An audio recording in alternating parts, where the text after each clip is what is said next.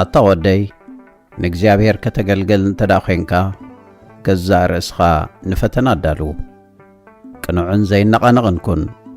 ብጊዜ ጸገምካ ኣይትተሃወኽ ኣብ እግዚአብሔር ተጸጋዕ ካብኡ ከቶ ኣይትፈለ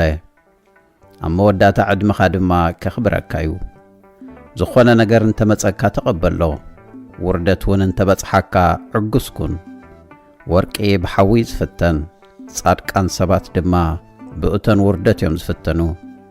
ብእግዚአብሔር ተኣመን ንሱ ኸኣ ክሕግዘካ እዩ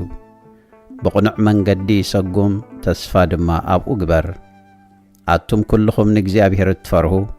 ምሕረቱ ክትርእዩ ተጸበይዎ ከይትወድቁ ካብኡ ኣይትርሓቑ ኣቱም ኩልኹም ንእግዚአብሔር እትፈርሁ እመንዎ ዓስብኹም ከኣ ብርግጽ ክበኩም እዩ ኣቱም ኩልኹም ንእግዚአብሔር እትፈርሁ ዘለዓለማዊ ሓጎስን ምሕረትን ሰናይ ህያባትን ክዋሃበኩም ተስፋ ግበሩ እስከ ንድሕሪት ተመሊስኩም ነቲ ናይ ጥንቲ ወለዶ ሕሰቡ ኣብ እግዚአብሔር ዝተኣመነ ሰብ እሞ ዝሓፈረ ወይ ህይወቱ ሙሉእ ንእግዚአብሔር ዘኽበረ እሞ ዝተሓድገ ወይ ከኣ ንእግዚአብሔር ጸዊዑ መልሲ ዝሰኣነ ዶ ርኢኹም ትፈልጡ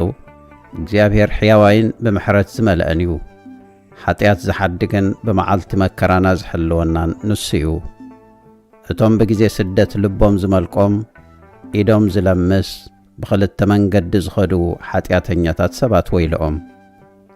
እቲ ልቡ ዝመልቆ ፈራህ ወይልኡ እምነት